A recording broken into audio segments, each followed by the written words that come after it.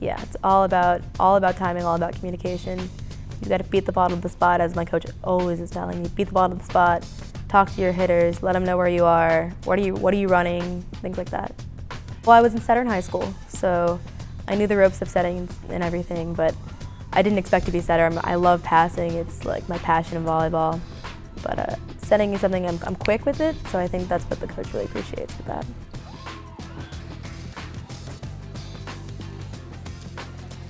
And we're back on the campus of Montgomery College and ready for more volleyball action. And Sean, as we listen to Rockville setter Paula Roa there, it's obvious that the setter truly is the quarterback of the volleyball team. Well, it's true, Michael, and Pauline embodies the spirit and the smarts that you want in your setter. The only thing missing is the consistent execution from experience, but that's building every practice and every game. We've seen a great match from her tonight. And, of course, Coach Mafinajad is hoping that she will return next year. She probably will. She is a freshman. She's in the Montgomery Scholars. It's a very prestigious two-year academic program here at the college. So I'm sure that she will be back next year. And this year of experience, she's going to be a very strong player next year. Absolutely. And she's carrying a huge course load as a Montgomery Scholar. So, you know, smart on the court and smart in the classroom. 7 classes. Yeah. So it's one of those players coach doesn't have to worry about keeping her academics up. So that's certainly a priority in her life. 7 classes. She had a very high grade point average in high school.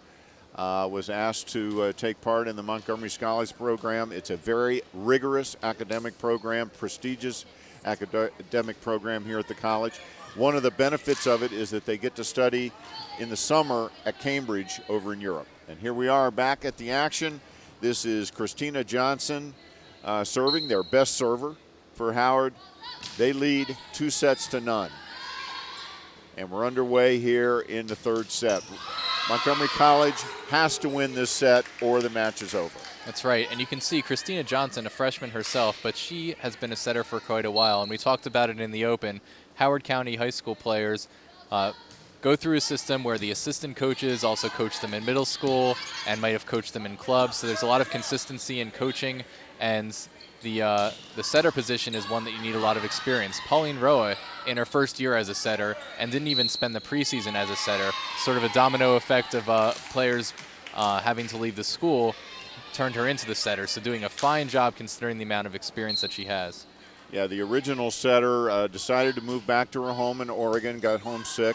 And so Pauline Rowe, who was the libero at the start of the season, was pressed into action as the setter. And it is a tough position, very technical, requiring a lot of communication, a lot of timing, and a lot of practice. And that setter was Kayla Hickson, which leads only one returner on this year's team, Maria Falcon, who's not present this evening. No, she's sick. I talked to the coach before the game, and he said she was ill and unable to make the game. But, Michael, you look at last year's team for Rockville. They made the regional finals, kind of came out of nowhere to do that, and they have Hickson and Falcon coming back at the beginning of the year, so they think Hickson goes back home.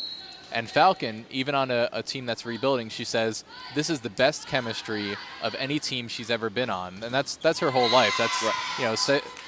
11, 10 years of experience of playing on teams, and I'm sure not just volleyball. So that shows with the coach and the players who are here and that are going to come back next year with more experience, the Rockville program is in outstanding hands. And just as a side note, guess who beat them in the regional finals last year? Might be a certain team wearing red. Yeah, you would be correct. So this is a rivalry that has gone on for many years in a number of different sports. And Michael, we love our Rockville Knights, but I would certainly give the edge to Howard when it comes to mascots. You know, the Rockville Knight, a little bit nondescript, I got to be honest with you. It's got the sword and it's got the shield. It's pretty good, but the Howard Community College Dragon kind of has a little smirk on it. You know, it gives the teams a natural built-in swagger when you have the smirking dragon on your side. Nothing like a smirking dragon to telegraph that attitude.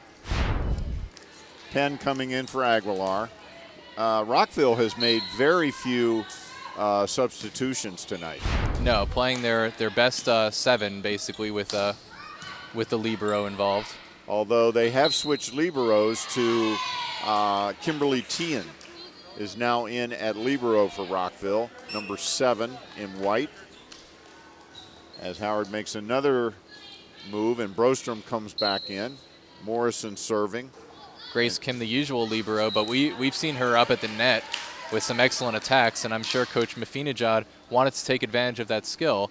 When Grace Kim plays the libero position, she can't rotate up to the front and attack. So looks like now we have the best 6 players on the court with Kim being able to rotate up top. And Howard is just a precision team out there, as we see in that rotation. And she stepped out of bounds as she hit it. Howard with a 7-3 lead now.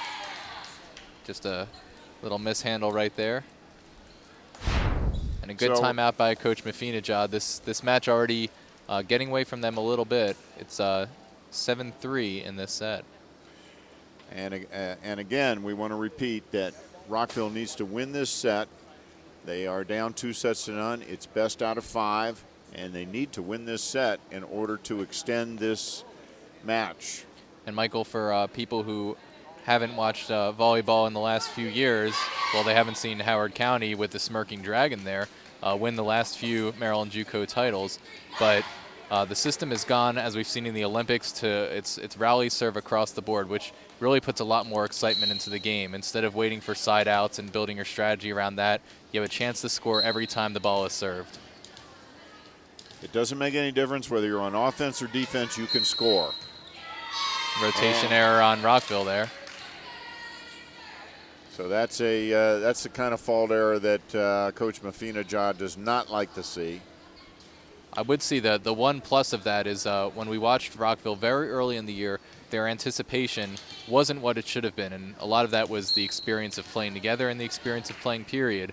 And if that's an error I'm seeing early, I'd almost rather see my players start to rotate before the ball's served in that anticipation of here's the action, because they're going to perfect that skill of getting these errors out in time as well. And that was a great save there by Kimberly Tien. She got it in the face, and then she got it over the net. So she's playing tough there. Brostrom, oh, that was a slick little move with the arm. She's wound up like she was going to smash it and then just short-armed it over the net. And that fake out made Gleason hit the net, which scored the point for Howard County. Threw her timing off. That's a move we have not seen tonight. No. There's Gleason. And that's a powerful spike right there. Yeah. She had a lot behind that one. That's got to feel good for Gleason, one of the best players on the squad. Hasn't played her best match tonight, but you can see she is a force for this team. Oh, absolutely. She's been suffering with a back problem most of the season. Great save by Roa. And there's the communication. Roa with a dig, and they were able to get it set and get over. Boy, she throws herself around this court. Brown with a nice one from the back line. Almost got the point, and they do get the point. So there's the anticipation and the hustle. So they're making a bit of a comeback here. They've cut into the lead. It's now down to 3 points. And a good serve there by Marshall. Rockville going to get a chance to attack here. Up. There it goes up into the rafters, and another point for Rockville. They're on a little bit of a run now.